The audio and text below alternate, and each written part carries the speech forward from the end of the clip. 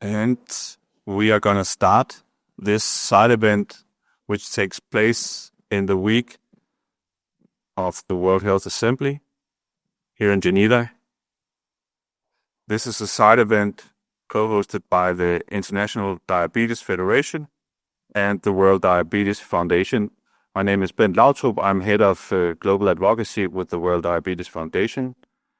The title of the side event tonight is Digital Health Transformation in the Global NCD Response. We are not only in an important moment in time because of the World Health Assembly, we are at an important moment in time because in a few months from now, we will have the fourth high-level meeting on NCDs in New York during the UN General Assembly. We've just seen the release of the Zero Draft Political Declaration, and Clause 39 talks about leverage technology and innovation for NCD prevention and control, and improving mental health, including through digital and assistive projects and technologies. For instance, digitalized health systems, electronic patient records, appointment reminders, telemedicine, health information systems, and much more. It's already in the declaration, but what does that mean in practice? And which are the global frameworks that have set this future goal for our joint NCD response? This is what we're going to discuss today. Our objectives are two. One objective is to hear from global agencies about these frameworks or initiatives, which will be panel 1. And panel 2 will be country cases from representatives of a handful of countries who are here tonight, who will share the lessons learned and the details of their work. We have 2 hours ahead of us, and a lot of speakers and interventions. We will try to leave time for questions from the floor. And also we have, of course, the session live streamed with more than 2,000 people online.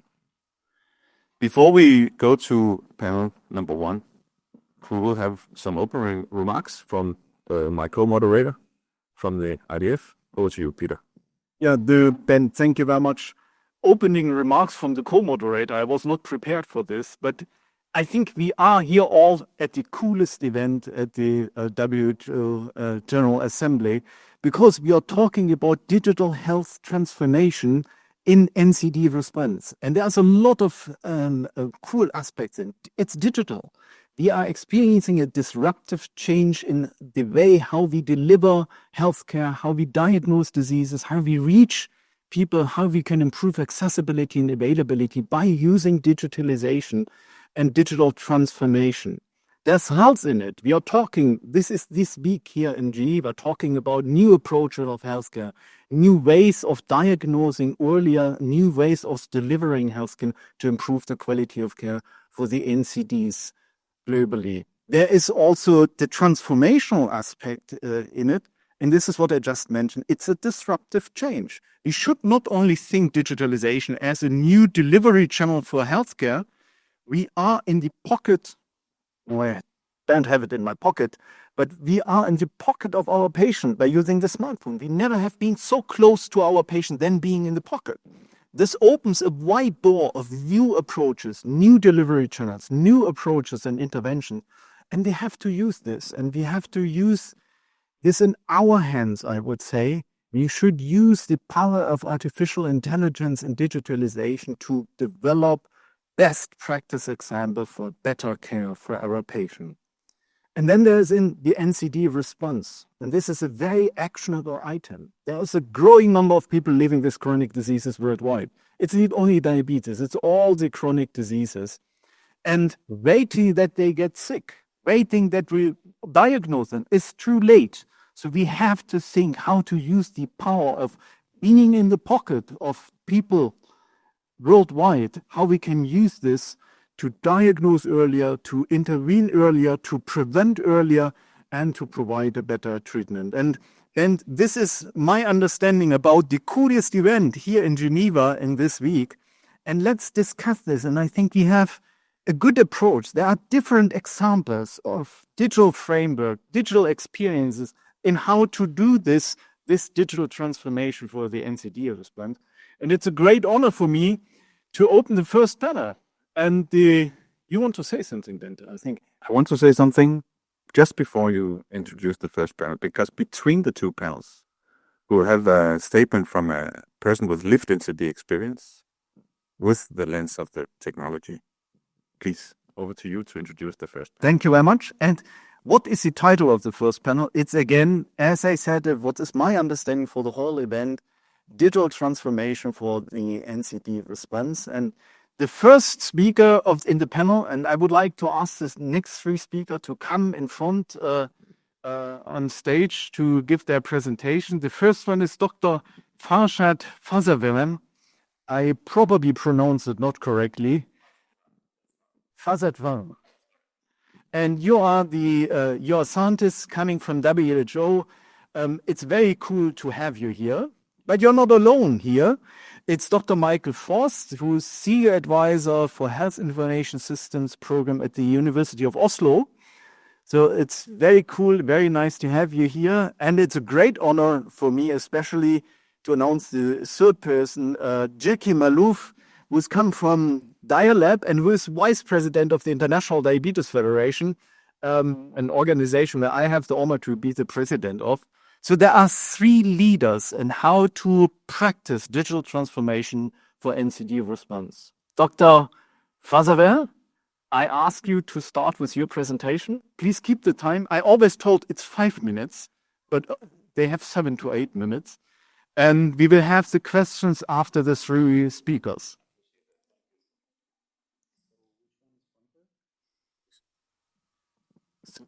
So should I take it? Okay. Thank you so much, Peter. I appreciate that. Good evening, good afternoon, and good morning, everyone. So let's, for the sake of time, go directly to the next slide. Next slide, please. So as you know, the challenges you are aware about this, that we have a high burden of the NCD, but the data system remains fragmented. Also, we have a very weak facility level monitoring, and that causes several problems, including the program evaluation, service improvement, and policy feedback. And also, we don't have in the PHC system tracking patient care and service performance for mini settings. So if you wanted to look at the available data source for surveillance of NCD, we have several sources, including registries, Vital Registry, DIS Registry, Cancer Registry. And also we have a population health survey, and SF survey is the famous one. But we have also Global School Health Survey and also tobacco surveys. And also we have another source of data that is at the policy tracker level, which is NCD country capacity survey, data collecting from the Ministry of Health and asking them about the availability of the governance, specific finance strategies or workforce, and also routine health information system. And the one that was pretty much neglected during these years was facility-based monitoring. If you wanted to divide their data in terms of application, the signal data and also there are solution data, and their facility-based monitoring is actually the solution data. And WHO responsibility includes the development of norms and the standards for routine health information system, developing of tools and techniques, and also implementation, support, monitoring, and evaluation. So this is an example of developing of norms and the standards in two levels. One level, as you see here, we have a facility-based monitoring, and it is actually limited number of the indicators that are specifically about the improvement of the performance at the facility level. And the indicators are about core medicine availability, technology availability, healthcare accessibility and utilization, and also health facility level outcomes. Also, we are working on the different area, like a global monitoring framework. And we recently, in 2024, published a guidance for global monitoring for diabetes prevention and control. And it talks about the broader spectrum, talking about the health system determinants, service delivery, also risk reduction, and finally health outcome at the population level. And and also there are other nodes and the standard that are in pipeline, like cancer, secondary and tertiary, pen plus, oral health, obesity, and smoking as a management in the facility level. What are the solutions that WHO has provided so far? There are several items. Thanks to Oslo University, we are using the architecture of the DHIS2 in 2 modules that are integrated. The DHIS2 aggregate for NCD and also DHIS2 tracker. And I'm going to be focused on the tracker one. It does have facility level indicators, patient level indicators, and also the time, because of limited number of the indicators that we already set in the norms and the standards, we have a very limited number of variables that have to be completed for the patient. And it takes less than 30 seconds for each patient to actually complete the form for the follow-up patients, and more than around 1 minute for new patients. Also, we have one system data collection platform for e-registry that is good for patient management, but the tracker one is very helpful on the program and patient monitoring. Moreover, we developed a Python-based cardiovascular risk scoring for the WHO risk scoring that now it is in the chart, paper-based, but now it is electronic available, and it is API and also mini app that could be used for any facility that wanted to use it. And the action plan developer is actually universal dashboard that provides benchmarking for the different facilities to compare each other and see how much they are aware, beyond, or they are above the threshold or target that they already set. And it gives them quantitative metrics to follow up to improve their performance every month by month. So it is the prototype is ready over there, and also for providing data to the action plan developer for setting the targets at the district level. We are using this small area estimation, which is an analytical solution that we come up. And this small area estimation using a sub-survey, which is nationally representative, and provide reliable estimates at the sub-national level, province or district level. So these are examples that you see here for the trackers, DHIS2 tracker, and the standalone e-registry one. And this is an example of the dashboard that I just mentioned, and also mini app that you see here. But it is not just mini app. There is an API that goes in the backend of the system, and it is system agnostic. So any type of system, it goes in the backend system, collect the data, calculate the risk score for everyone. And this is the small area estimation that we have done it in the DCART project supported by WDF. And now they have estimates at the district level available to set the targets that helps the people to think about it locally and action for improving the estimates.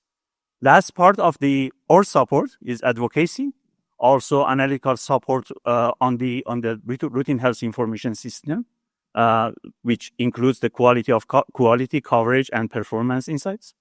Digital platform end user testing, we call it health professional review. We are asking the health professionals to come and participate in the practice that we are providing scenarios, and they are entering the data on the platform, and we come up with the incompatibility of the platform with the routine or flow of the patient and data in each health system. So we have done this in the Uganda, Ghana, Ethiopia, and Djibouti already, and the system showing us which part has to be modified in the platform and also which part has to be focused on the training. Also, technical support for developing the national NCD framework. We have done this also. And the good example of monitoring and evaluation, again, NORAD project and DCART project supported by NORAD and supported by WDF. I will stop here. Thank you so much. And thank you very much for exactly keeping the time. Dr. Farzadfar, very cool presentation how to use digital transformation for analysis and building the basis. And we jump to the next speaker, and we will come to question afterwards, Dr. Michael Force. and you will present your framework and digital health transformation in the global NCD response, a call for unified approaches and scaled investment. This is the title of the whole session. Yes. It's a good title. A good title. We are looking forward to your presentation. Great. And I don't click my own. I tell them to click. Is that how it works? Or I can? Yeah, great. I also can click for you if you want. No. I'm happy to do it myself. Yes, thank you, and thank you so much for the chance to speak a bit. And I want to say up front, I have no desire to be selling DHIS2 to you. What I'm here to share and talk about is how to have a long-lasting digital system in a country. And that's where we come from at the University of Oslo. Our emphasis is on information systems research. It's a whole research center that's dedicated to this. We have a good 30, 40-year history of publications around what works, what doesn't, specifically focused on low and middle income countries. And we build DHIS2 to fit into that space, but the technology is only one part of it. So we have a big focus on what we think of as the socio-technical side, trying to figure out exactly what is the enabling environments that make these things last. And so that's what I would talk about a bit. So yeah, just the briefest of overviews about this. DHIS2, free and open source. It's become the system of record or the National Health Information System for over 70 countries. It's used in over 130 countries. It is not dedicated to a specific health domain. It's a general platform that is meant to be generic, modifiable, and usable for many, many different purposes. In fact, it's used a lot outside of health. But that's part of the key of having a system that can last in a country is being able to adapt it and modify it as time goes on, as programs change, as new indicators come along, being able to change the system to adapt. Our approach is working in solidarity with the countries, with the local implementers, trying to build a community in the countries that is able to provide the support services, that is able to do the implementations, that works with the ministry as much as possible within the ministries of health. And we all of our research follows a Scandinavian tradition of action research, of being heavily involved with the actual implementation. Not every hard science person loves that we get so involved with the research, but we're really there not to tell them what to do, but rather to learn together what works and what doesn't. Part of our approach is to build a global network of locally owned, locally run groups that have an affiliation with the platform development and with the HISP Center at the University of Oslo. These are typically somebody who had come to the University of Oslo to get a PhD in health informatics, who has then returned home and established a local entity, locally established business. They have long-running connections to the Ministry of Health. Many of you have probably worked with some of them. This is an expanding network. Outside of this, we also have a huge DHIS2 community. We have an academy system that has trained 60 or 70,000 IT professionals. The whole goal is for people to be able to find the services locally, not have to rely on someone flying in from Norway or from the US or Europe. I'll just very quickly go through this. You'll hear more, I think, from some of the panelists in the country sessions. DHIS2, again, is being used in many, many different ways, and these are not projects the University of Oslo is typically doing. It's usually the country working with a local HISP or another local implementation provider. It goes from the very large, Nigeria, it's several states doing the hypertension control, to the very small, Solomon Islands using it for diabetes, foot surgery follow-up, enabling tracking of individual patients. HISP Rwanda, working closely with the Ministry of Health in Rwanda, creating a cancer registry. We collaborated with the CanReg open source platform that's used in many countries for cancer registry to be able to interoperate the systems and be able to advance with some of the functionality that they had. And we've been working over the last year. We had signed an MOU now with PAHO, the Pan American Health Organization. They have a movement for cardiovascular disease improvements called HEARTS. They have 33 countries that have signed up to be using the DHIS2 system in support of their cardiovascular healthcare management. Some 11 or 12 of them have begun already. And the last technology piece I would show is just, this is one of the things we've been working on with the WHO. Our lovely WHO specialist Anshu here can answer more questions about this than I can. But we've been working with the ICD-11 team to make sure that in the mortality surveillance framework, we can link directly to their terminology services, be able to pull in the ICD-11 codes, produce a medical certificate of the cause of death, be able to report notifications of vital events.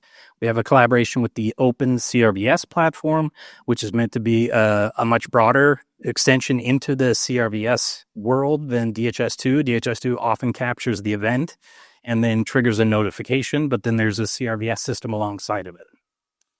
So what I really wanted to mention was these final lessons. From our perspective and based on our research, these are the things that work and what doesn't work. It needs to be something that's locally owned with local capacity to support it, local capacity that can adapt it over time. It can't be something where they're locked into a single vendor or to a rigid system. That simply won't last. Things change over time, guidelines change, indicators change, pathways of care change. There's all kinds of things that happen. And if you're locked into a single system or a single vendor, you're not able to be responsive. Routine systems. This is very key. DHS2, part of why it's as generic as it is because you're meant to be able to continuously add additional components to it. It's something that should be happening in the background for a lot of the health systems. Usually when we get to the point of care, they're not an NCD care worker. They're a nurse. They're a community health worker. They're a midwife. And they're providing NCD care alongside all of the others. So it should be integrated into their routine work. And it should ideally help them with their own workflow and caring for a patient, not just be a mandated reporting requirement. It should be something that they actually get a benefit out of, giving them a list of follow-up or producing their monthly numbers on their behalf. So giving them something that actually makes the tool worthwhile, not just reporting. And having long-term collaborations. So this is, I guess, my parting message. We're in a very weird and new era of a lot of changes in funding. The things that we are seeing in country is that all of these 3-year, 5-year projects that were being vertically funded for a thing, they've fallen apart. What has lasted is having a routine system that is supported long-term, that is able to be maintained by the country, by local people. And that leads to our language in the information systems world of resilience. So I'll end it there. A brilliant example of how to implement digital transformation. Thank you very much, Michael Voss. Have a seat. And before we come to the next presentation, I would like to give a very warm welcome to the more than 500 people who are currently present online. So welcome to all of you for attending this session. You also can ask questions, write them down, and then we will filter them and give them back to the speaker. And it's, Ben, you want to say something? But you were so present, I thought it's the right moment to say something. It's a very cool session, that's all I want to say. Yeah. And now it's a great honor for me to ask Jackie Maalouf, who is Vice President of the International Diabetes Federation, for me, one of the inherited leader in the improving patient advocacy and the quality of diabetes care worldwide. Jackie, the founder of DiaLeb, the words are yours. Thank you. Hello, everyone. It's really a pleasure and an honor to be here tonight, wearing my hat as Vice President at IDF. But I would like to point out that I also bring to this event the lived experience of a mother of a daughter living with type 1 diabetes for 18 years now. So that will flow throughout the presentation somewhere. So what I'm going to be talking about is like a little journey, taking you with me on a journey to showcase what IDF have been doing in the last 75 years of life of IDF, whereas nowadays our president is talking about the IDF 100, which is a huge vision that you will be hearing more about. And throughout those 75 years, IDF has been thriving to evolve, maybe not at the exact speed of technology, but trying always to keep the speed up to the level. So if you look at this, I want to take you with me, like from the 1990s, where the first IDF standards of education were published. That was back then a huge breakthrough. So, and then we evolved to the 2000s, where was the launch of the IDF Global Guidelines for Type 2 Diabetes. And then in 2010s, like around that time, came the IDF School of Diabetes, a program that we at IDF are very much proud of, that has exceeded 100,000 users, where we were upgrading all the time our technology and the type of courses. And right now this is being revamped, and very soon you will see a whole set of brand new courses, maybe longer courses, maybe some certificates, and maybe short courses to fit into the need of all the healthcare professionals who are really avid users of the IDF tools. So again, this fits into what you saw earlier, how it has been evolving, always taking into account and addressing the ethics, the efficacy of our programs, inclusiveness in the innovation. So as we grow in technology and evolve in technology, we are always considering inclusiveness of all our member association and the equitable access to care. And right now, talking about a future-ready, people-centered IDF. We were always people-centered, but now we want to be future-ready and people-centered IDF, and this is the vision technically of IDF 100. Now, this sounds very beautiful, right? But nothing comes easy. And yes, there are many challenges. And I wanted specifically to address this just to say that although the road is not easy, although there are many challenges and difficulties, but let us think and consider that in every challenge, there is a room for opportunity. So although we will talk about the difficulties, let's do it with a sense of optimism and try to overcome these difficulties. You may have noticed that we always talk technology and evolving and digitalization, but sometimes we tend to forget that in low middle income country specifically, many areas, there's no such thing as smartphones. And if there are some smartphones, there's no internet. And I've seen this happen in Lebanon, where I come from. I've seen it happen firsthand. People want the education, want what we are offering, but they have no means for that. So this is a major challenge. We also look at silos. There are many things happening, but we don't have a unified umbrella for digitalization. And maybe this is a good point to call for action on WHO, on all the, as I see many interesting programs, but let's unify those and create an umbrella for all those initiatives. And also, like everything else, we need ethics and privacy. Because as the technology evolves, so do the risks, and many things can happen. So let's mind the ethical part and create adequate framework for the evolution of technology. We also see lack of investment. Some sectors don't trust exactly this part of evolution in technology, so there is not enough investment. Everything needs investment to grow. And also there is some kind of resistance in some areas from the healthcare professionals to using the technology tools. So as we see, there are definitely many challenges, but let's look at them again from a very optimistic perspective and see the opportunity and where it is. So the IDF vision and what it focuses on for the future is to become this digital convener, this umbrella to create scalable solutions, not just for now. We want to build on them. We want to leverage on whatever we have right now to have more and more solutions to put them for our users and our member association and everyone living, whether with diabetes or with any NCD across the globe. This is very optimistic, yes, but I do believe that if each and every one of us, from where we are, sitting, standing, working, doing something, if we do our roles, it is achievable. So we can do it. And person-centered is of course, in the heart and the core of our values. We value the person. We want a bi-directional communication with every person living with a disease, and the global leadership, which we believe in at all times. My call to action today has several components: to invest more in digital health and in health literacy.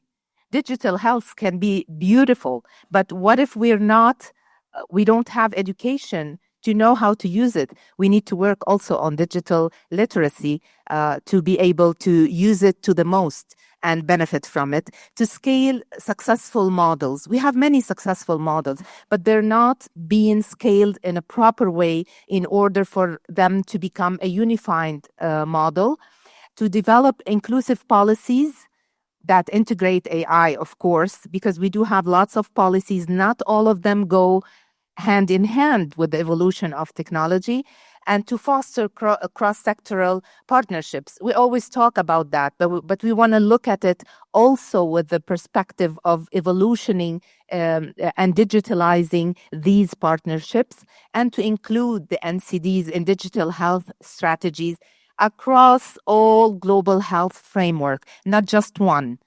And we all know that diabetes is one of the main components of NCDs, and its other NCDs are actually the complications of diabetes. So we at the International Diabetes Federation would like to consider ourselves a very important component of the NCDs.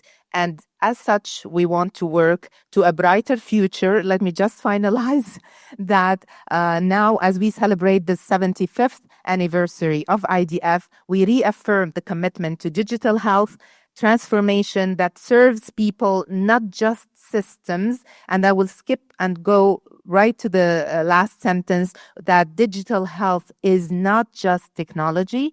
It is a human right, and it enables in the diabetes and NCD response. It's not just technology. It's about people. We want to put the technology to the service of people living with diabetes and NCDs. Thank you.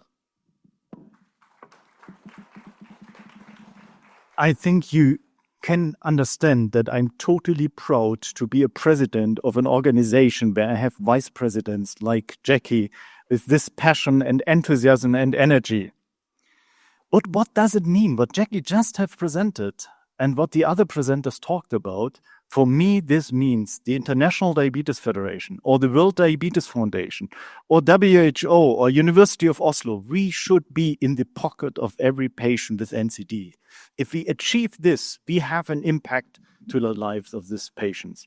And I think this is now the moment for coming to your questions. We have 6 minutes for questions, and I'm German, so I'm sharp. Any question from the floor? We have already questions from online, but I would like to give the first to the floor here. Please present yourself and Hi, I'll step over here. I'm Renza Shabilia from Breakthrough T&D. Thank you for those wonderful presentations. Jackie, this is for you, and perhaps Peter as well. I always get very excited when I hear person-centered, and I think I wish I'd been counting. But I'm wondering if you could perhaps elaborate on that a little bit, because I'd really like to understand what that means for meaningful and intentional engagement of people with lived experience. Thank you. Thank you, Renza, for asking that. The topic is very dear to my heart, being the mother of a daughter living with diabetes. When we say person-centered, means nothing about us without us. And I'm talking as a person living with diabetes, not myself, but it's my daughter. It's like it is myself. So what I try to say is they need to have a seat at every single decision-making table.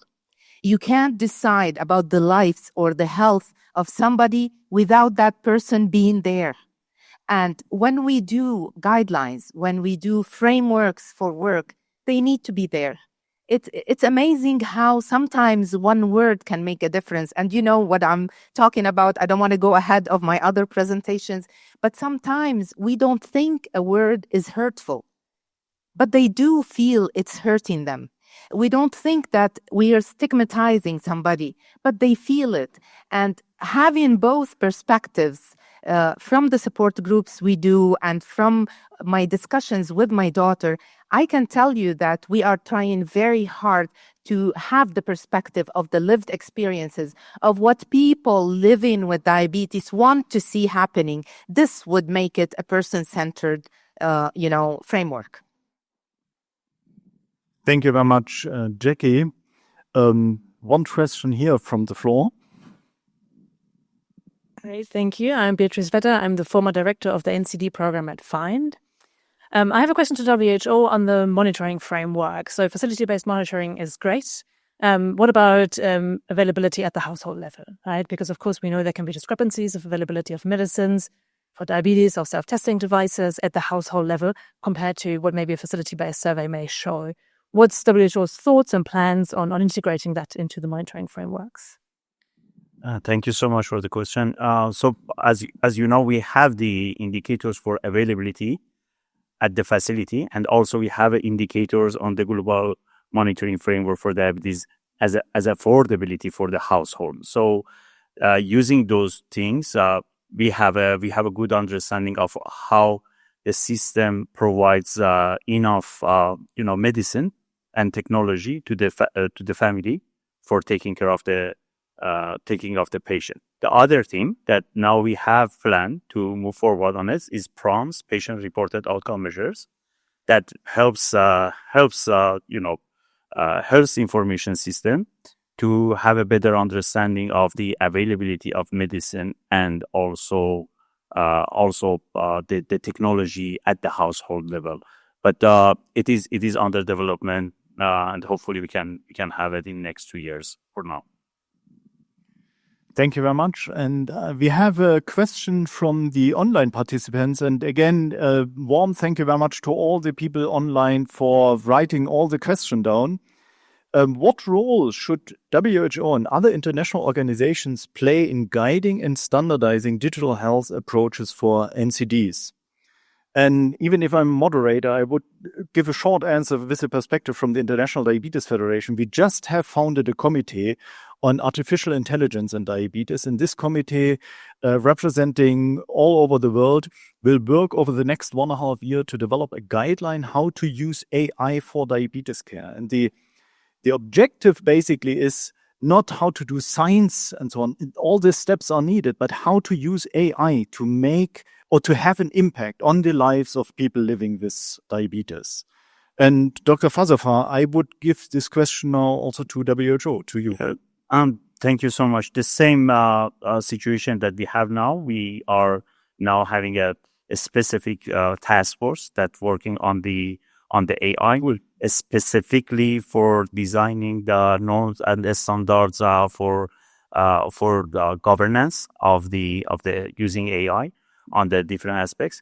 And as you know, the technicality is available over there, but considering the fact that we have considerations related to the ethical issues and confidentiality of patient data.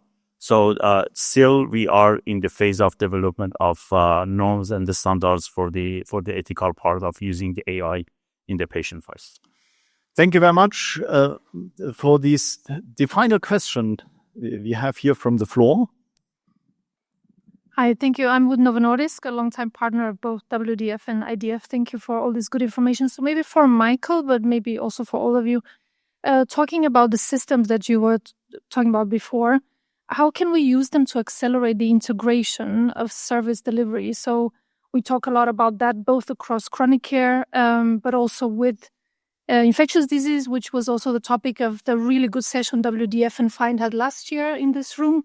So how can we use those to accelerate that integration? I was wondering, you mentioned in some of the countries the adoption of these systems for like cancer, and for what would it take for them to be adopted across several chronic conditions? Thank you.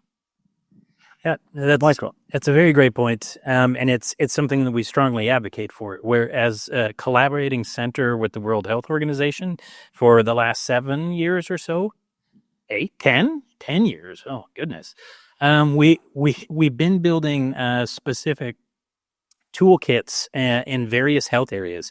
And NCDs are a part of many of those, just as an integrated component. So we have a mental health toolkit, a community health information system toolkit. We've got RMNCH. And within each of these, there are integrated services related to hypertension or to diabetes, to cardiovascular care.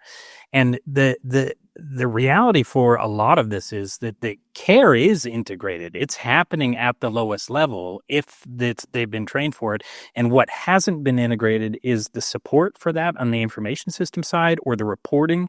There's a lot of kind of proprietary ownership over the data in the various health programs at the national level.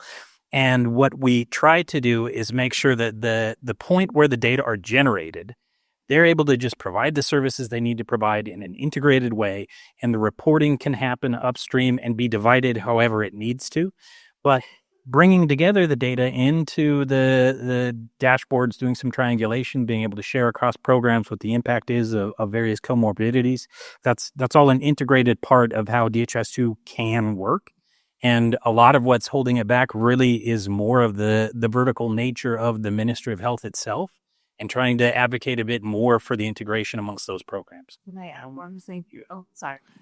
I just want to add that at country level, we've seen it happen in many countries. There's not a unified data system. We have many datas, silos, and there's not one single source for data, which create room for duplication in certain treatments. And I think if we start from there, the integration will happen smoothly. That's it. Thank you. Thank you very much to all. Sorry, just very quickly on this. Integration has several levels. And easiest part, I would say, it is the digitalization part. And the solution is over there already, and within the DHIS2 or any other possibility. But there are other levels for integration at the human resource and health workers, and also at the service model for care that you have to do the integration. If all those are together, you see the whole comprehensive package. But just integrated as a one component in the digitalization, I don't see that would be the meaningful integration that we are looking for. Thank you. Thank you very much for all the three speakers. And I see there are more questions. Let's transform them into the cocktail moment afterwards. A big applause to the first three speakers. And Jackie mentioned this, nothing about us without us. So Bente, I think this would be the right moment to talk about or to present a lived experience with digital transformation. Yes, Peter, and thank you very much for this first panel moderation. You said it would be the coolest show this week. Coolest, and I definitely think panel 1 was very good. We had the hope of showing the global frameworks in different formats, WHO and DHIS2, and your own work in the IDF, really impressive. And even with a touch of mentioning of country-level works in the presentations. Before we go to panel 2, which will be country cases from 3 countries, where again we will see how these frameworks are actually materializing at the country level, we would like to invite a person with lived experience of type 1 diabetes to give a statement about the digital solution side for a person with lived experience. And I could think of no better to do that than you, Nupur Lalvani. You are from the IDF Blue Circle Voice in India. And thank you for coming to our side event. And I'll give you a microphone to please share your experiences about the digital solution from the person with lived experience perspective. Thank you very much. Thank you. I'd like to begin by thanking the organizers for inviting me to speak at this very cool event. I completely agree. Digital is cool and is the way to go. And my name is Nupur. I'm from India, and I've had type 1 diabetes for the past 29 years. And today I'm going to talk a little bit about how digital interventions help people living with diabetes and other NCDs. My interests in general include, apart from managing my blood sugars and staying on top of things, diabetes and NCDs and universal health coverage as well. So where I come from in India, and several other low and middle income countries, there is a challenge, with funding. There is a challenge with funding, but to be fair, across the world now, the times we live in are fairly polarizing, and it's very challenging to for resources to be allocated intelligently and justly across the various needs that people have. And I think here's where digital interventions really make a difference, because they're scalable, they're not as expensive, and I'd like to share a few examples in the coming 2 or 3 minutes. I think, we were talking about this morning, Mark and I, on a panel of lived experience. Mark is here in the room as well, and he lives with type 1 diabetes just like me. We were speaking about, how it's important to meet people where they're at.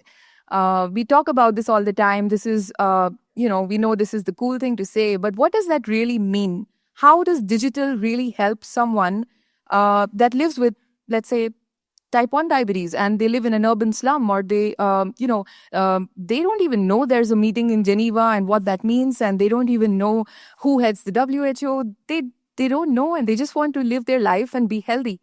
And so how can we use these tools, to reach the people and really help them? One small example, there's probably no one that doesn't use WhatsApp. I mean, I know it's more popular in some parts of the world compared to others, but for WhatsApp,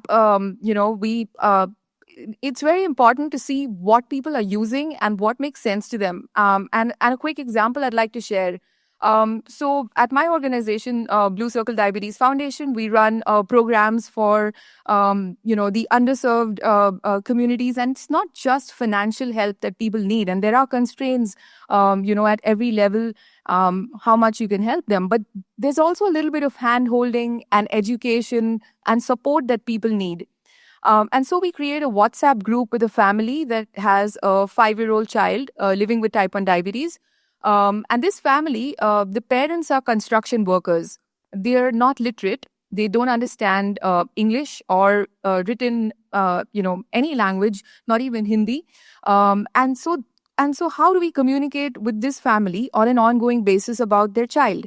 And how do we know how he's doing and what his blood sugars are like? And so we created a WhatsApp group because we thought we were helping, because we've done this tons of times before. And, groups are a great way for people to connect and chat with each other and exchange information. And I think I've had the greatest learnings from other people living with diabetes. So, in fact, there are some incredible online international organizations like DDoC as well, and since we've been talking about nothing about us without us. Anyway, I digress. So coming back to WhatsApp, so we created a group with this family and we thought, well, this is it. We're going to help them now. We didn't realize they don't understand what we've written. So we wrote in a local language. We wrote in Hindi and we said, well, how's the child? How's the blood sugar? They just refused to reply. Eventually, when we spoke to them, we realized they're not literate. And so we started sending voice notes. And that was a solution. They do use WhatsApp. They can't speak. And so they sent us a voice note back. And now we have, since the last 1 year, a line of communication with the parents, and they're doing a lot better than before. The child is incredibly naughty and fun and, managing his blood sugars a lot better than they were before. So these are small things that help people that live with diabetes and their caregivers to really be able to make the most of, living with the condition and all the challenges that you see and don't see that come along with it. Another example, during COVID, a lot of us relied on, we were struggling with diabetes, of course, meeting our healthcare professionals, but also we were struggling to retain that sense of community. So our community back home would meet often for coffee in different cities. People would catch up for a walk or go for coffee, and that stopped. And so we started then a series of online workshops for people living with diabetes, and that is something that helped, reconnect. So social media, as frivolous as it sounds, is an incredible tool for keeping people in touch. For people to learn from each other and share with each other. And, I know, Jackie, you were talking about the need for funding digital tools. And I think I completely agree that is so crucial because with a little bit of funding, you can really go a long way with digital, right? So an example I'd like to share here, and I promise this is the last thing. So we created a mobile app. It's called the Blue Circle Diabetes app, and it's created by and for people that live with diabetes. So we got together a group of beta testers. And all of these cool beta, that's exactly what we actually call them, the cool beta testers. They got together, and the people with type 1 and type 2 and caregivers of people living with diabetes, they got together and they told us what they need in a mobile app.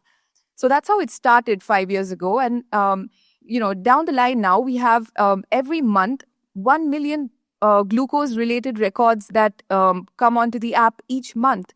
So there's a lot of people that are using it. There are gaps that need to be filled. And this brings me back to the meaningful involvement, Renza, that you mentioned, of people with lived experience. It's not just something nice to have. It's non-negotiable. You cannot run a successful program or a policy at any level without involving people.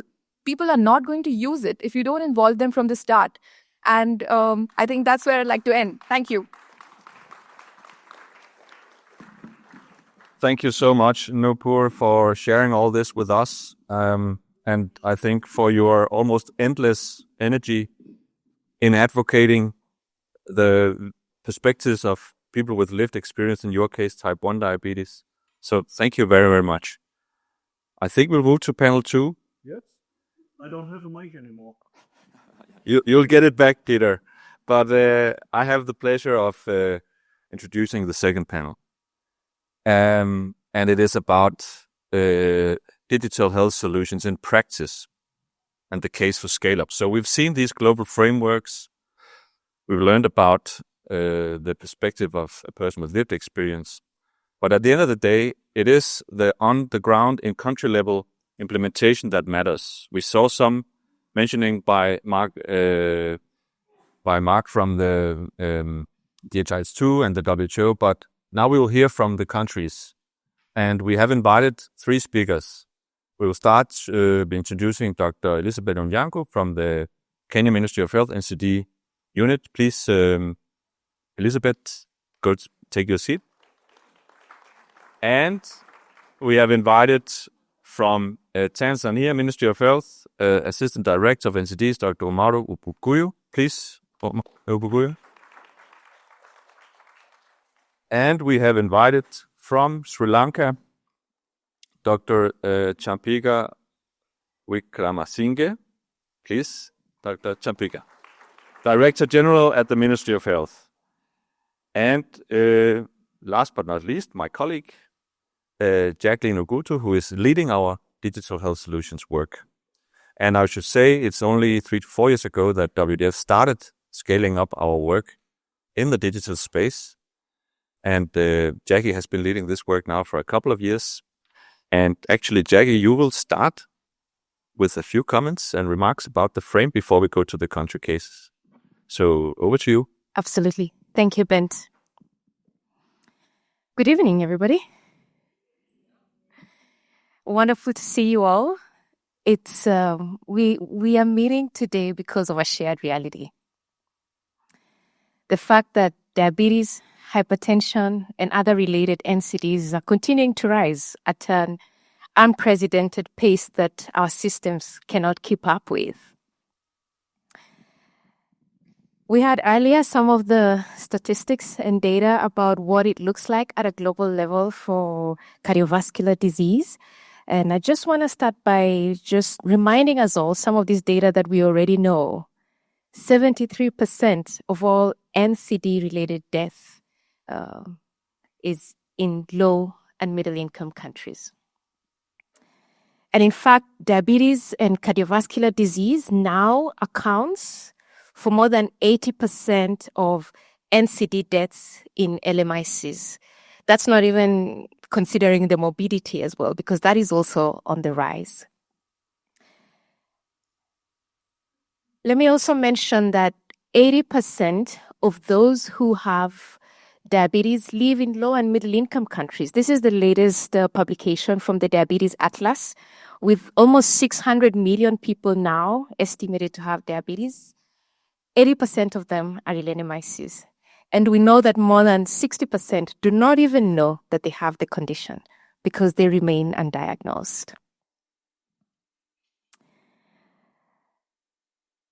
Behind all these numbers are fractured health systems, families pushed into poverty, and communities straining under preventable suffering. But, or should I say and, we are also here today because of a shared hope of the possibilities that digital health solutions offer us together. And this is possible if we all come together and work together. We will hear from Tanzania, Malawi, and Sri Lanka shortly. They are all partners we have been working with just the last couple of years within digital health. Oh yes, Tanzania, Kenya, and Sri Lanka. Malawi also has been part of the project. They just could not make it for today. But before we do, I want to acknowledge the work that the World Diabetes, the World Health Organization has been doing in leading digital transformation in low and middle income countries. We appreciate the frameworks like SMART guidelines, the digital adaptation kits, and all the other frameworks that Dr. Farshad, you already mentioned. We also recognize the launch of the Global Initiative on Digital Health, and we will get to hear more from Dr. Derek, who's also here with us later today. And their aim is to support national digital transformation efforts from global to local execution. And lastly, I want to acknowledge particularly the development of NCD resources in DHIS2 and other similar platforms, because we can all agree NCD has been lagging behind. One thing we can agree is that frameworks alone cannot drive change. Progress demands the ingenuity of ministries of health in LMICs to transform the frameworks to action. The ministries of health in LMICs are indeed the backbone of progress. So today, as we hear from Tanzania, Kenya, and Sri Lanka, we will hear their unique opportunities and challenges, yet they all have a shared vision to change the trajectory of NCDs in their countries. Allow me to say these are not experiments. They are proof that locally led digital interventions have the potential to bend the curve of the NCD epidemic. These are proven solutions waiting to scale.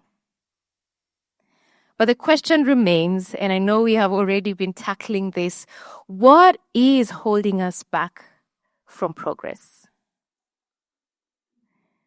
I would like to mention 3, but I wonder if anybody would like to guess what the first challenge is that I want to mention. Any guess? It's not a trick question. Fragmentation. How many times have we had that word in every meeting and every situation we have been within digital health? It's persistent. And also we know that there is low adaptation of data standards like FHIR standards.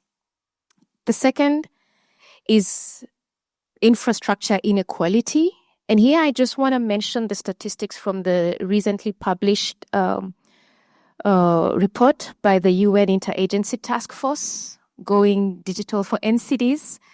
Up to 3.7 million people still lack internet access. And last but not least, also misaligned investments. According to the same report, less than 2% of global health funding targets NCDs in LMICs, stiffening scale-up of proven solutions. allow me to say that this is not a failure of intent. It is a challenge of coordination. And we can fix that.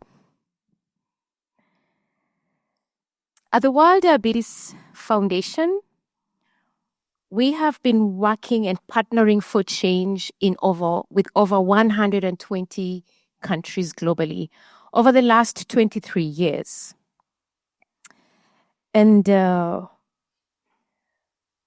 commitment within digital health has become even stronger in the last couple of years.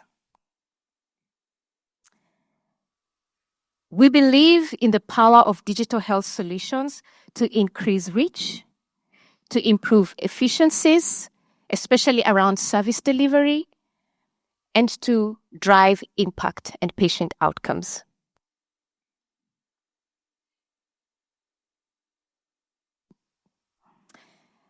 I want to acknowledge also in this room other partners who we have worked with that are represented here. And some of them have actually been doing this work for many more years than even we have at WDF.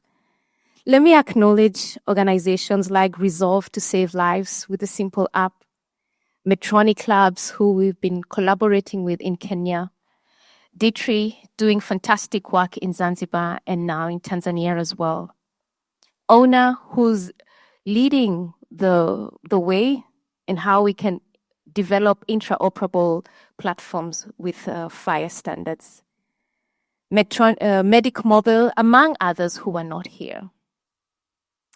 As we approach the UN high-level meeting on NCDs, let this be a moment to catalyze us, to resolve to support countries in building truly intraoperable systems, to commit to sustainable investment and scaling solutions, and to ensure data sovereignty to drive context-specific policies.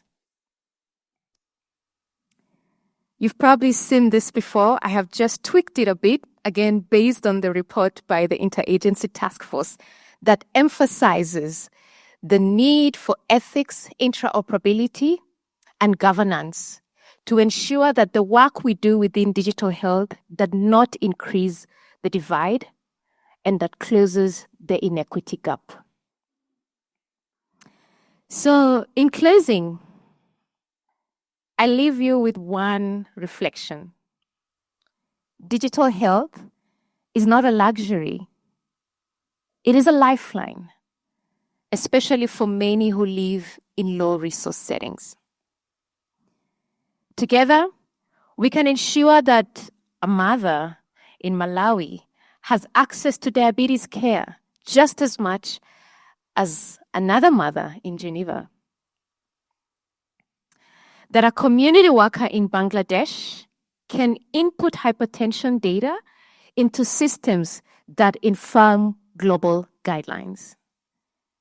The tools exist, the frameworks are written, the time for convergence is now. Thank you so much. Thank you very much, Jackie. And we are, of course, very pleased that you have led this work with us in the WDF for the past years, and your passion and commitment, as we could clearly see from your presentation. Thank you, Ka. Elizabeth Onyango, we will now ask you to come and present the case of Kenya, the Kenya experience. The word is yours, and the slides are ready. Yes, thank you. Please, Elizabeth.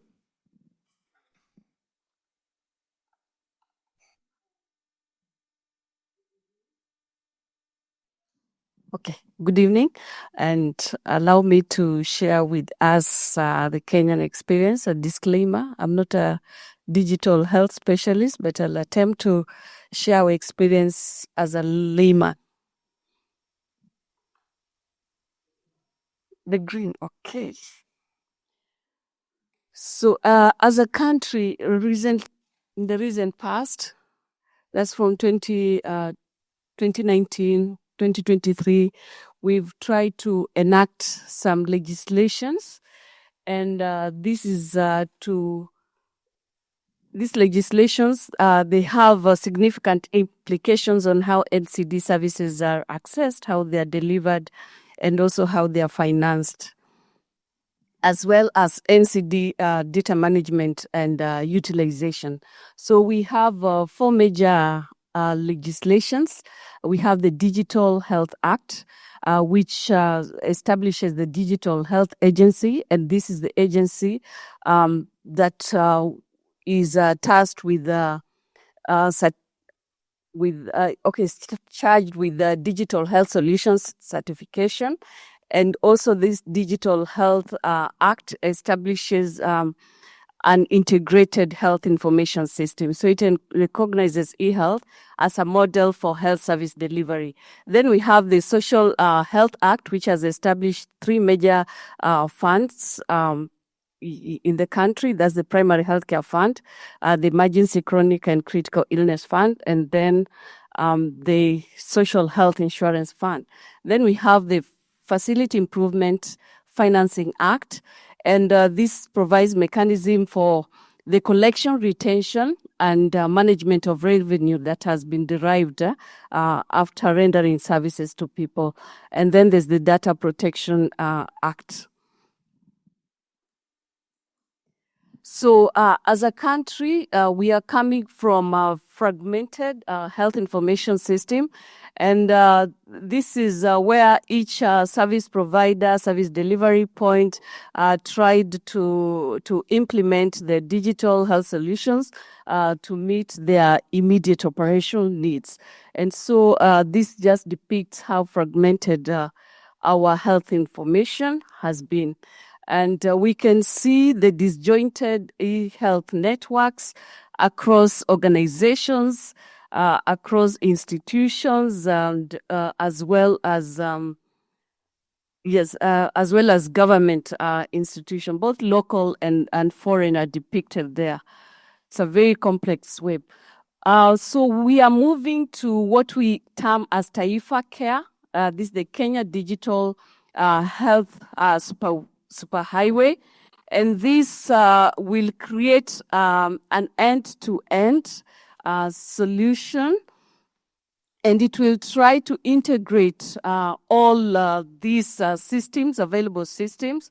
So wherever you are, whichever facility, even the remotest area, you are able to find linkage to this the superhighway.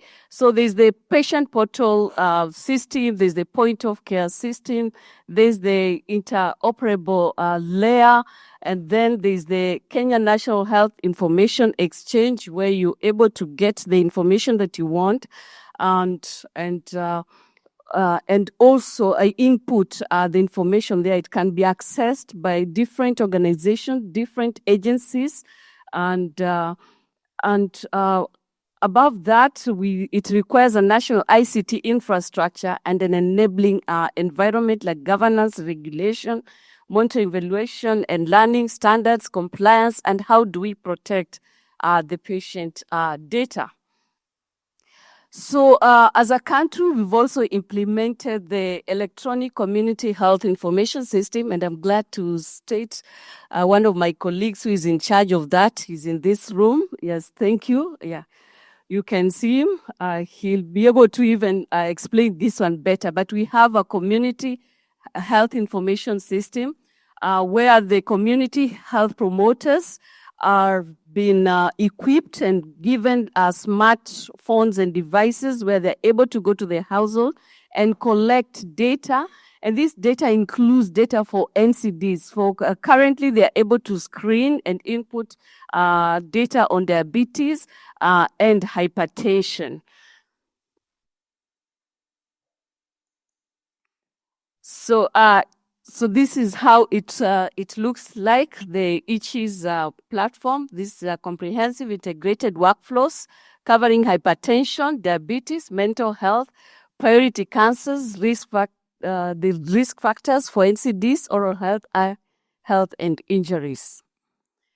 So NCD digitization evolution has just started recently, 5 years ago, and Medtronic Labs has really assisted us in ensuring that we pilot this tool in one county that's equivalent to a district, and slowly we are expanding, and we hope to reach 35 counties out of the 47 in the country. So the system is called SPICE, and this is a patient-level data collection system for diabetes and hypertension. And 2022, the data was migrated to Integrated National Health Data Center. Then the integration ensured that we have automated data push to DHIS. In Kenya, we refer to KHIS.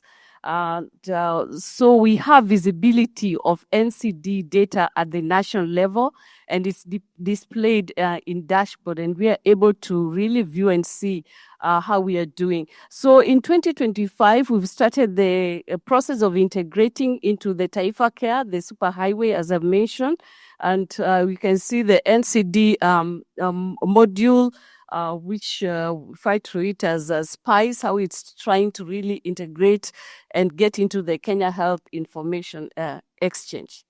So what are some of the benefits we've observed from digitization of NCD services?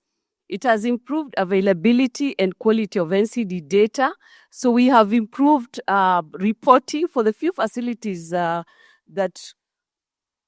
were not reporting. There's improvement, there's real-time visibility of patient management and quality of care. There's efficiency and NCD programming and patient management. Previously, what used to happen, healthcare providers used to dedicate the last 3 days of the month to try and input and compile all the reports before they could send it to the KHIS paper-based reports. Then there's data utilization, reliable data that has informed forecasting and quantification of essential medicines. We are able to redistribute these to lower facilities, and with this we can create even charts, and you are able to track and really see how the patient is performing.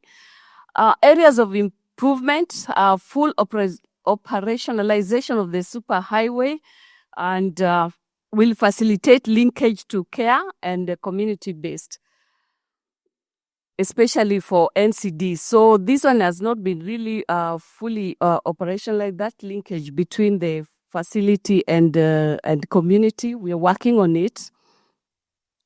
So there would be complexities around counties, especially letting go of your own individual or legacy EMR systems, so that you can embrace centralized ones.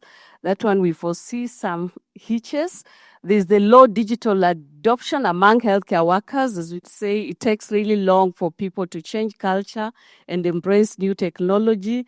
There's that feeling that digital is really time consuming. And so despite data availability, the generators of this data are sometimes slow in using it. Then infrastructural gaps, including sufficient hardware and devices. So in conclusion, we say that digital solutions present a unique opportunity to improve patient care, especially for NCDs that require longitudinal management. Then we strong legislative and policy environments, as well as infrastructure investments are key enablers. Then fragmentation of digital solution can do more harm than good. So NCD digital solutions cannot exist in silos. They have to be integrated into the larger digital ecosystem if they are to meet patient and health system needs. So if digital solutions are to deliver on population health outcomes, especially for NCDs, they have to be scaled and sustainably financed. Then having digital solution is one thing, but having it used is another. So investments have to go into understanding and driving digital adoption and the attendant data utilization. Then there's a lot we can share about digital solution, but this is just a highlight. Thank you so much. Thank you very much. A round of applause to you, Dr. Elizabeth. And I think you said when you started that you were not an expert, but I think you were very strong presentation and a very convincing presentation of all the work in Kenya. Thank you so much. And I think we have the team from Medtronic in the room. We will have time for questions later and comments, but time is running. We are a little bit behind time, so we will move on to the second country presentation. And please keep your questions ready when we are through with the presentation. Next is Tanzania. Dr. Maru Buguyo from the Ministry of Health. Yes, please. The word is yours. Let's hear the Tanzania experience. Thank you very much.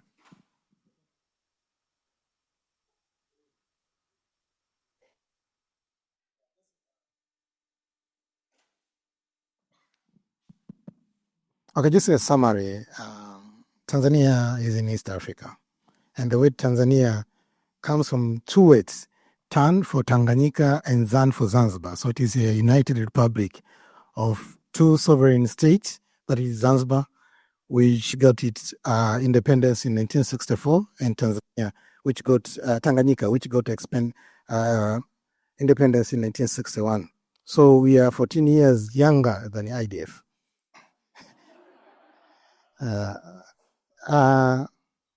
When you look at our profile, that almost 2/3 of our population is below 25 years of age. So it is a very young population.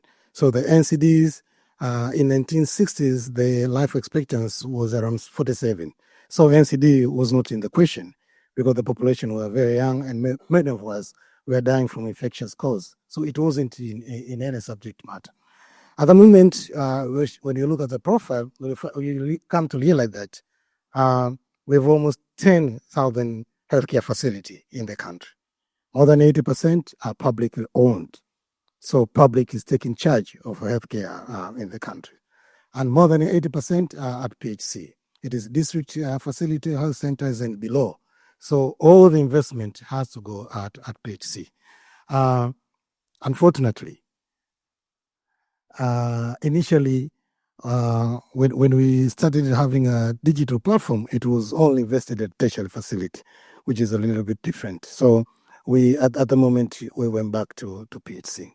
So in 60s, the medical records were just paper-based. There was nothing digital back then. And as I said earlier, life expectancy was a little bit low, so the NCD was not in question, and our healthcare system were designed to cater for infectious condition. So we are not bothered. If somebody has malaria, come to the hospital, in 3 days it is cured, and then you don't need any records because the second time when you come, it is a new episode. So you are dealing with the new cases.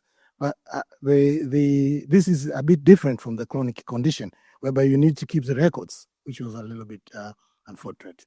In 80s and until in mid-1990s, where we introduced DHIS2, back then it was DHIS. So we started at least gathering some information from the DHIS, and then it was paper-based again. So we have a long list of books. When you go to the hospital, you find that you have a clinical notes, and then you have 4 or 5 books that you keep on transferring data from one book to the other. It was cumbersome, and many people don't like DHIS because of those bad experiences that we have with the paper-based information.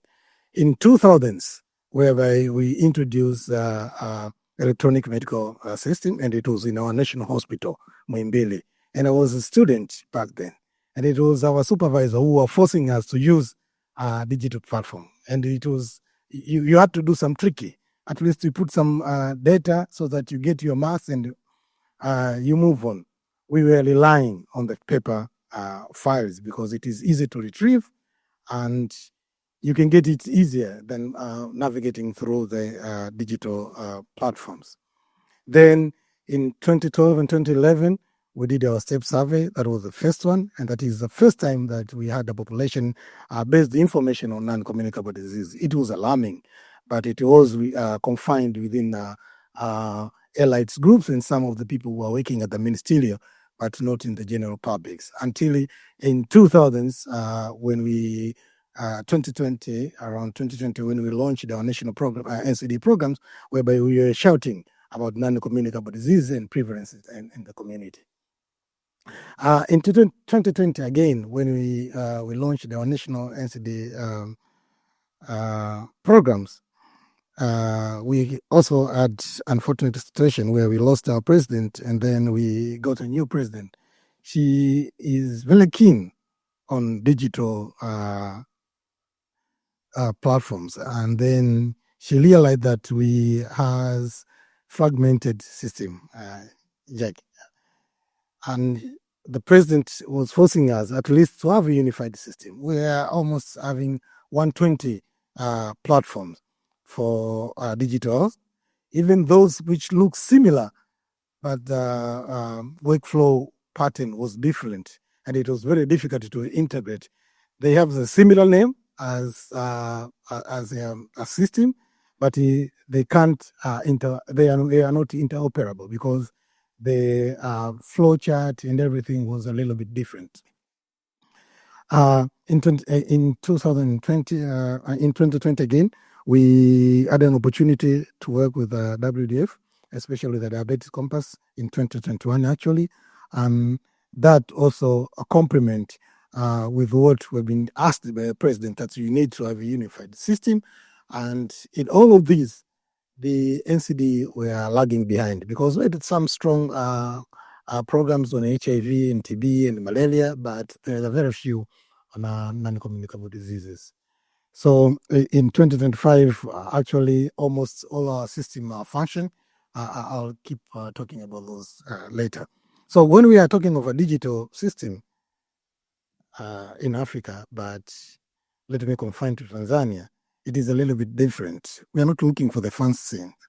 We're just looking for the simple tools that we can help us in decision making. Bent, any pointer? What is the pointer here? Is this one? Okay, anyway, I can use my hands. So this used to be the only records that we have. You go to the clinic, there's no files for the patient. The patient had to come with his or her exercise book. As a clinician, you have to read what has been written here, and you have to make a decision from what you see in those. And there was no format, so it is just a clinician who decide what to write. And the next time when somebody comes back to you, you just go through it and you find out there is nothing which you need out of that. You put your own handwriting. Tomorrow, somebody else review this patient, and there is has our own idea, put also another things. So it is very difficult to do the tracking. And with a chronic condition, you can't make any decision out of those information that we put into the exercise books. So there was a huge needs for the electronic medical system within NCD platform, because in HIV, in TB, there are those platforms, and it was easier at least to make a tracking of the patient. In a HIV world, even the patient themselves, they know what people are looking for. They know that people are looking for positivity rate, status. They are looking for viral load suppression, so the patient knows. But on NCD, patient know nothing, because even the clinician also, they put nothing on their case notes. And again, at a ministerial or district level, it is also very difficult, at least to monitor. We used DHIS2. We put all the findings in our notebooks, on our boards, notice board. But once you leave your office, it is very difficult to retrieve all of those. So you have to go back to the office, and those were the data. It is very difficult to, at least to interpret what was happening in the office. Luckily, as I said earlier, in 2021, when we collaborate with WDF on Diabetes Compass, we had a deeper look into the actual need, what we need within NCD's space. One, we needed the tool for the promotion, because it was very difficult at the community people to talk about the NCD. We have a lot of initiative in the community. People goes check for non-communicable disease, then we keep it into our books. So it is very difficult to have a consensus on the finding on the ground, but to use those information for the promotion. So with the diabetes campus, that was one of the biggest chunk, looking for the promotion messages and preventive interventions. Again, we needed to have a centralized data for decision making, because most of the data, even with the DHS2, they are locally available, but you can't have disaggregated information across the country. So that was one of the issues that we are looking for. And early identification and the use of AI to make a decision, because the tool that we had at the moment, at least when you have finding which is far beyond the normative, you get some highlight, either yellow, green, or red. So if you see any red, even if you don't know anything, say that this is danger, and then you report to somebody who can assist you. So it is AI embedded. Actually, when we were doing some supportive supervision, I went to one of the district facility, and I was just reviewing the exercise book. 3 times it was written that somebody has RBG of 28, and the patient was written TCA, to see you after 1 month. And I was talking to the clinician. Did you see the RBG of 28? Yes, say yes. What does it mean to you? We just gave him a medication, but these people don't take medication. So he was complaining about the patient. But what we come to realize that it doesn't click on his head that this RBG level is too high. So having AI embedded at least could give them some insights. With the diabetes compass, we were just targeting just 8 facilities to pretest the concept. But fortunately, we went far beyond what we were testing. In a spacing of 12 months, we reached 5,000 facilities. So we still stick to our 8 because we are making a hypothesis and we are proving it, but the appetite becomes so high so that the uptake went far beyond what we were planning at that particular time. And then we also have ELMIS. This is long-time investment before the diabetes campus, but it is integrated within it, and we can now track the medication. We used to have a lot of expiries because our ELMIS and DHS2, they were not talking to each other. Sometimes you have a forecast which is exaggerated because people are doing double counting, and we had a lot of expiries despite of having little resources, especially in investment on insulin.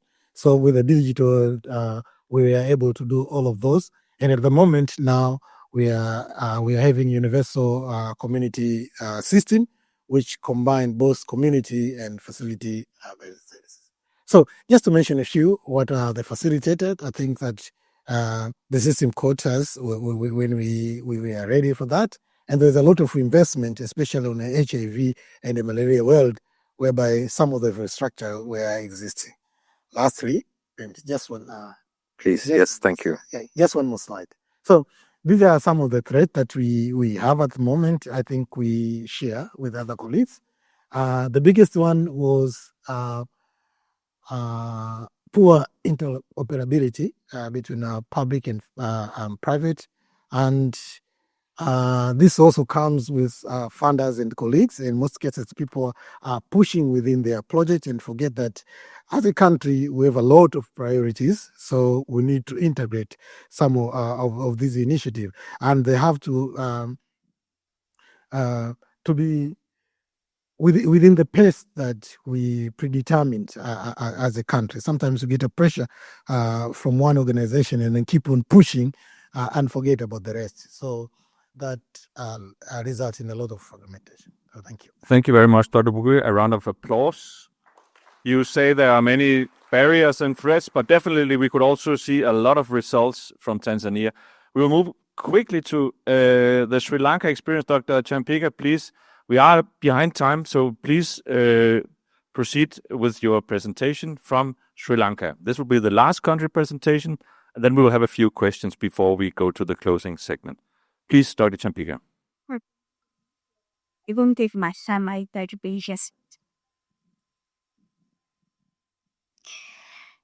Now, we have several NCD targets to achieve. The main one is the global target of reduction of the premature deaths by 25% of the current level. And for our country, we are screening everyone above 35 years. So we have the screening target of screening 25% of the target population every year. And since we have started on the protocol-based management for hypertension and diabetes, we have our target of 50% effective control of hypertension and diabetes. For that, we have another target, making all essential NCD drugs available 24/7. We have started our digital health transformation about 10 years back. Before that, we had several fragmented systems, but formally we have started 10 years back. First one needs to develop our e-health standards and guidelines. And then we started networking all health institutions, starting with the large institutions because the capacity is high in those institutions. And we have a medical officer called medical officer in health informatics and also consultants in health informatics. So we have trained them in Sri Lanka as well as abroad. I see privacy of in Norway is there, so they got the training in DHIS also. So we were ready with our capacity.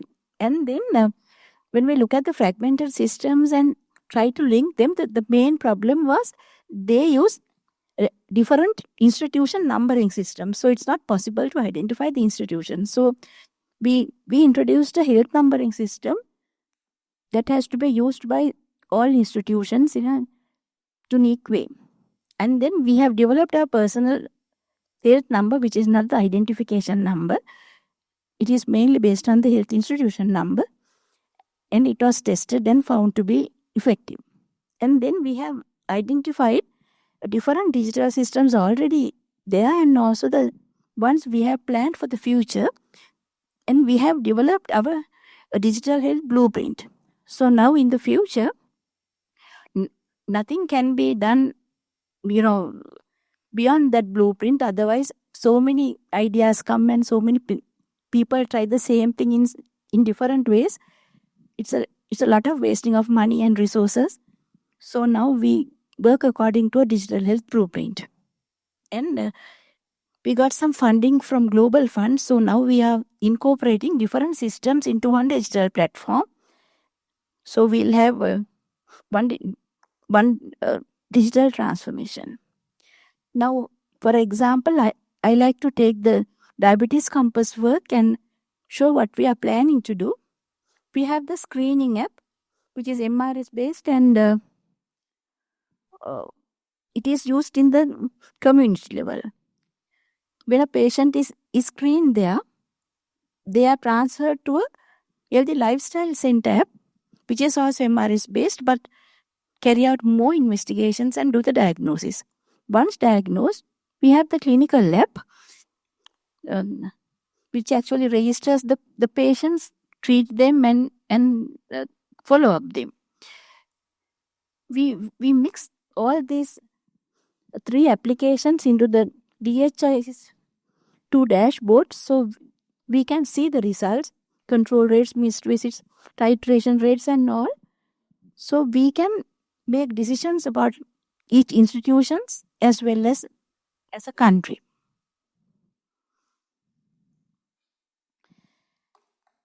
What digital solutions have done to us is, it has enabled task shifting. In our country, one thing is, everything is done by the doctors. For even to check the blood pressure, we want a doctor. So with this transformation, we have introduced a digital blood pressure devices.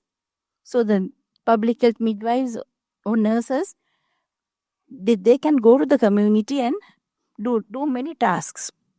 And even the minor staff were employed in tasks earlier performed by the doctors. And the efficiency of the busy clinics were improved with our transformation. And all the health staff working at community level had access to the patient data for monitoring the progress. So they were able to advise the patients as well as, bring their information back to the health centers. With the DHIS2 dashboard, visualization of the data analytics is available for policymakers to make the decisions. This is my last slide. Our enablers and barriers. First, I'll do the enablers. We have a digital blueprint, which is emphasis on interoperability.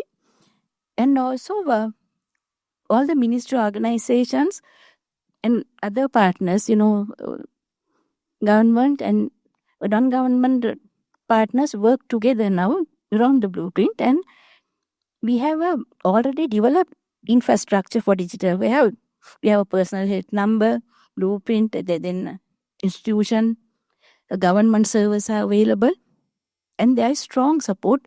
The present government is very keen on digital health and actually for digitalization of all the work. So we have a lot of support. But, digitalization is a less costly thing. So our economic status is a big barrier for us to move ahead. And also digital literacy and training gaps are there, mainly about our senior staff. That's also a gap for us. And although we say our infrastructure is good, there are many gaps we need to fill. And also our human resource is not adequate, mainly with a lot of outward migration. All our skilled workforce is more leaving the country, so it's a problem for us. But now we have developed our mitigation plans and we are moving ahead. So we hope in a few years' time we'll be able to transform our country, health sector, effectively. Thank you very much. Thank you very much, Dr. Champika. And we went through 3 country cases, and I hope Michael and Farshad, you could see a lot of the global frameworks on the ground. But we have a few minutes for questions from the floor or from online. Anyone here in the room? Any questions for the countries or any comments and remarks? Yes, yes, please, Jackie. It's actually a reflection of all what I've been hearing. I think the barriers are common for each country. We kept repeating the barrier, the financial barrier, the need for resources, the need for digitalization literacy, because it's not good to have the tools. It's good to know how to manage these tools. And I think it's a common problem everywhere. And another common problem is that we all as speakers need more time. So please do not make it 5 minutes next time. So, and some people has taken advantage, for example, and you couldn't stop them. You should be standing here. We abided by the rules, but other people didn't. So please note it for next time. I'll take extra minutes. Thank you. Thank you for the evaluation online here, Jackie. We have a question from the online audience actually.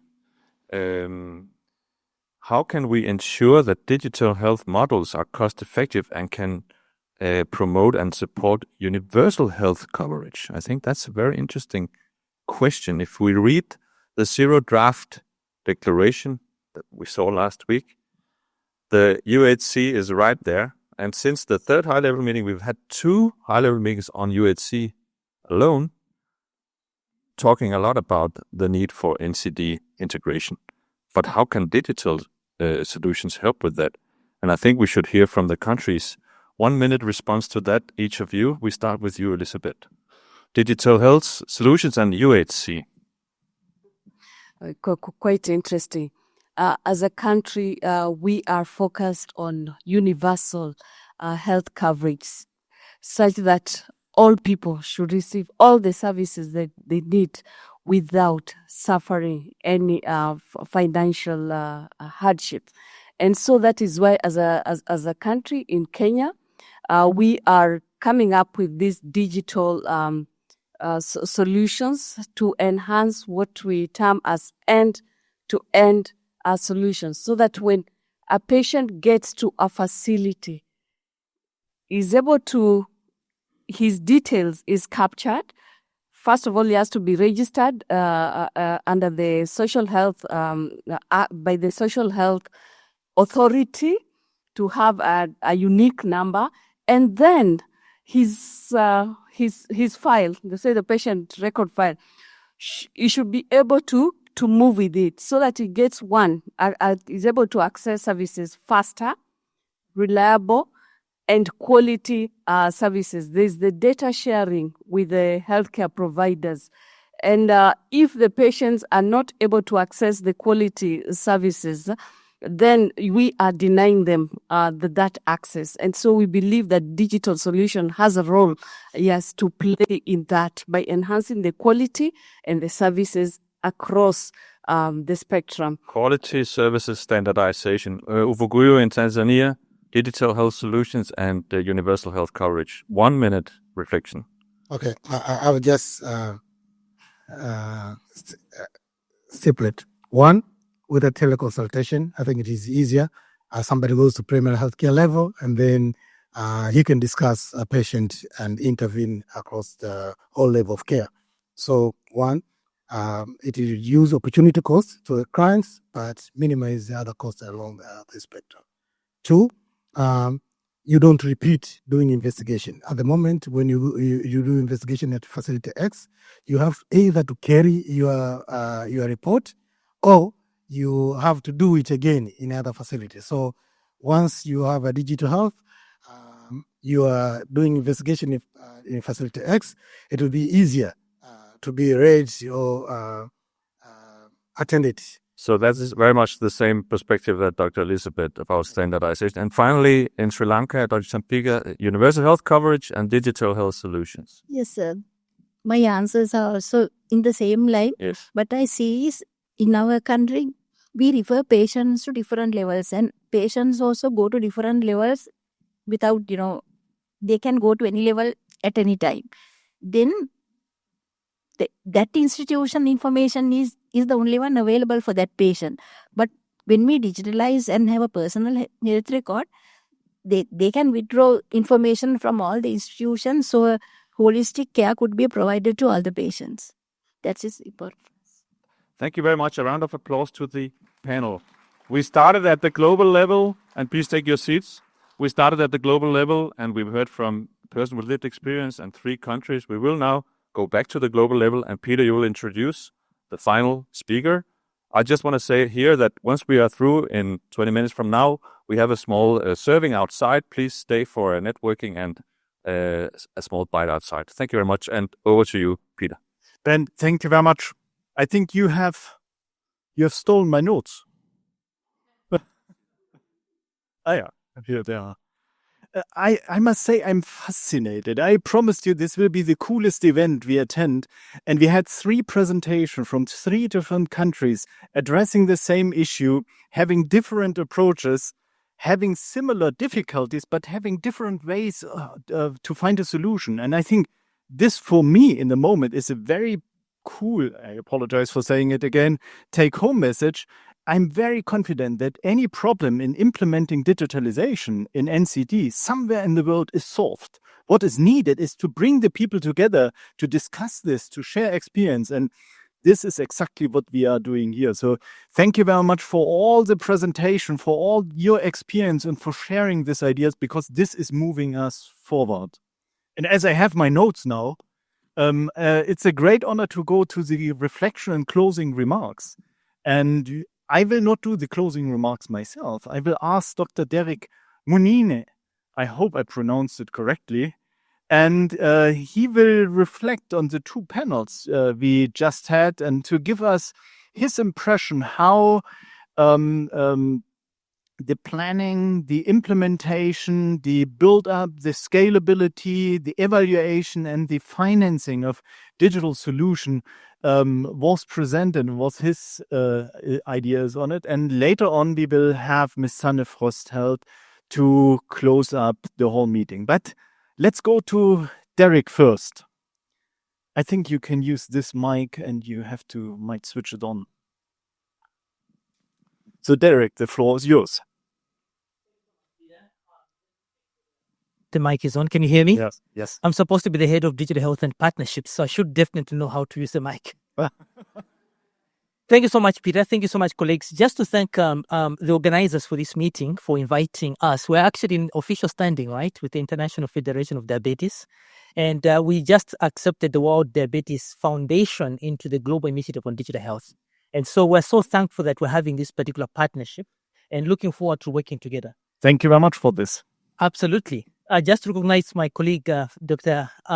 Kartik Adapa from the Seattle region, Southeast Asia region of the WHO is also with us here.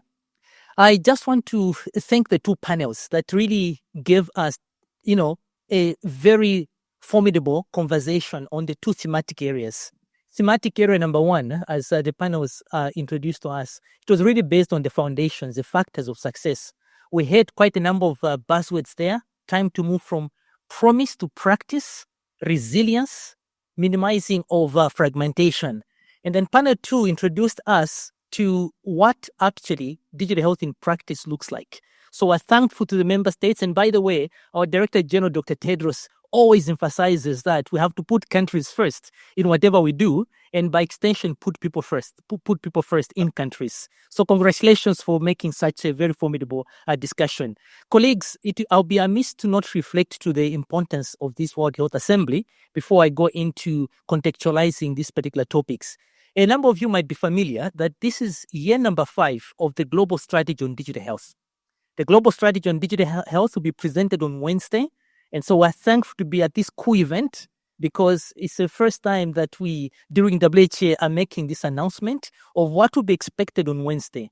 And so on Wednesday, during agenda item number 24.2, the member states will be discussing the suggestions that we've provided based upon the approval we got from EB 156 in February. So EB Executive Board 156 was requested by us to extend the strategy for another 2 years to take into account remaining work such as the inclusion of NCDs in digital. So from 2026 to 27, we are proposing an extension to address remaining works. Some of the items that were brought today, such as digital literacy, for example, the issues of inclusion, the issues of interoperability, will be our occupation in the next 2 years should the member states agree to this extension. Then the third request was the development of a new strategy. So from 2028 to 2033, the next 2 years is intended to design that next 5-year strategy. We would like to work closely in terms of designing that strategy, taking into account the discussions that are emanating here. Keep in mind, the Global Strategy on Digital Health is not WHO's strategy. It is our strategy collectively. It contains descriptions of work for member states, development partners, and WHO as a whole, for all of us. And the objectives in that strategy, the current strategy, are very easy to remember because there are 4. It's really skills transfer, focus on strategies. We heard from panel A, the NCDs must be included in digital strategies. It also focuses on governance and also people-centeredness. And so these 4 pillars underpin that particular strategy. So we'll invite you to that particular conversation on, day number 3 on Wednesday, agenda item 24.2. We do have a global initiative on digital health that is used as a vehicle to do exactly what you said, Peter. How do we actually ensure that we are convening, that we are collecting financing for digitalization?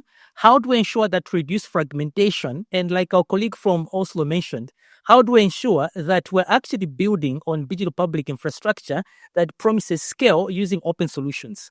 So the WHO created the Global Initiative on Digital Health in 2024 in February. This was really, a climax of 5 consecutive G20 presidencies. What the Global Initiative on Digital Health aims to do is to really, first of all, continue the journey of putting countries first, listening to country technical assistance needs and ensuring that those country technical assistance needs are documented in such a manner that they are visible to people that would respond. And then the second pillar is really around financing for digital health. How do we ensure that global, regional, and national financial arrangements for the transformation journey are made available to those felt and articulated needs by member states? And then thirdly is around making available WHO curated digital health products for countries to use, such as the digital adaptation kits, and our colleague from WHO, the tools that you mentioned. How do we ensure that countries have a checklist to select from? And then lastly, convergence, like this meeting. Convergence globally, regional, and in countries to share best practices. This entire meeting is a guide-like conversation. And so in terms of moving forward, we are working on a number of key areas. There is a framework we're calling READY, which is resilience. I saw the DHIS2 presentation ended with the word resilience. So the READY approach is really intended to build resilience around digital transformation and making it more equitable and making sure that there's local production and ownership in countries. I mean, I've been in this field for 25 years now. And what I've seen from the past 25 years has been remarkable difference in terms of the adoption of digital transformation services. And so 20 years backwards, we're having challenges between choosing whether to have hospitals or clinics built or medicines bought vis-a-vis hardware. That was a basic issue there. Should we be buying medicines or should we be buying digital health equipment? Right now, member states get it that digital health is actually the way to go. And as WHO, we've been working with the ITU to really advance the whole issue of really addressing the whole issue of scaling digital solutions. Our very first UN-to-UN agreement with the ITU from 2012 was really an initiative on mitigating NCDs. We signed this in 2012. It really founded upon using technology to mitigate NCDs and the risk factors. And diabetes is one of them.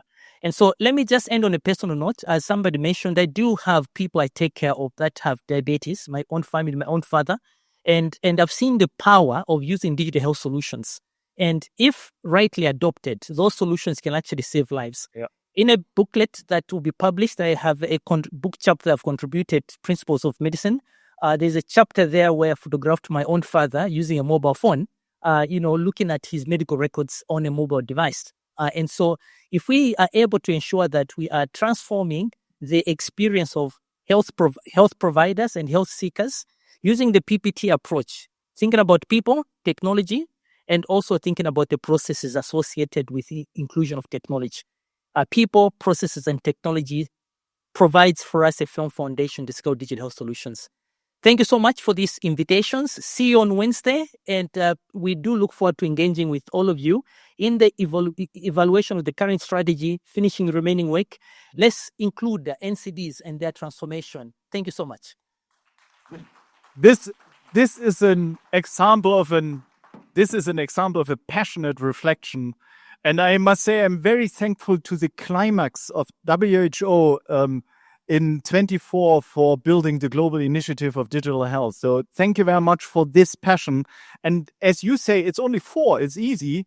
If I go to your title, capacity building, this is what we were discussing today. Collaboration, this is what we need.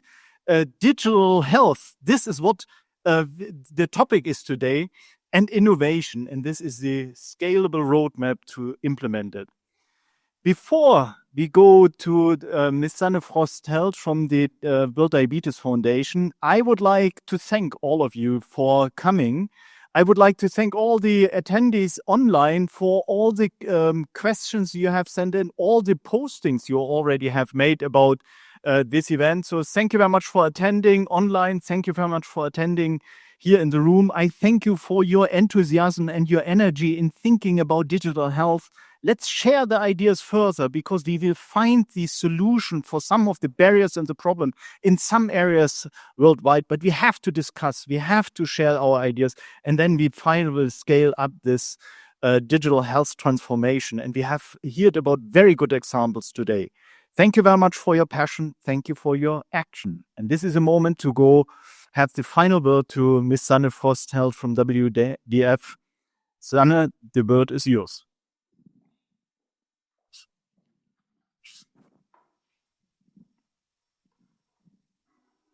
Thank you so much. And thank you to all the speakers who have contributed with amazing insights, both from the global normative perspective and justification for digital health transformation. And then, of course, the country perspectives, the experience, and the insights. I think that has been a really, really interesting event that we have had here tonight, the coolest one of WHA. So in summing up and sort of wrapping up, condensing the conversation that we have had, three things come to my mind when we discuss digital health transformation. Firstly, there's a well-deserved hype around digital health transformation. It carries the promise of better data, system efficiencies, increased reach with health services, and most importantly, enhanced patient outcomes. To this end, we all rally behind it. We talk about setting continents on fire, deliver solutions that are interoperable, open source, integrated, taking full stack approach. And it all sounds deceivingly straightforward. However, there's always a however, and this is my second point. As we call for leapfrogging, disruption, ambitious innovation, you know all the words, countries and partners are faced with the technical complexities, the fragmented and changing landscape. We heard from Dr. Onyango. You saw the chart up there of all the fragmented solutions. And Dr. Ubeguyu, 120 platforms you said. That's the reality that countries are faced with, because all of us come in with all our good intentions and good ambition and perfect solutions, pushing them on partners, countries, trying to sell the idea, and you end up with an extremely fragmented landscape. There's also resource constraints in terms of financing, in terms of digital public infrastructure, and in terms of human capacities, just to list a few. We heard from 3 countries where they are on their respective digital transformation journeys, about the progress and the challenges that they have faced and continue to face. Among other things, I heard them highlight that global resources and solutions exist, but they need to be adapted to the local context. I also heard about the difficulty of navigating the often very complex digital ecosystem at country level. And we heard about the end user capacity building that is critical for digital adaptation. Without the necessary skills and the infrastructure, we cannot realize the full potential of digital health transformation. And this brings me to my third and final point. It's not easy. And no one ever said that it was going to be easy, but I think some of us may have hoped that it would have been slightly easier than it actually is. But the fact is that just because it's not straightforward does not make it less right.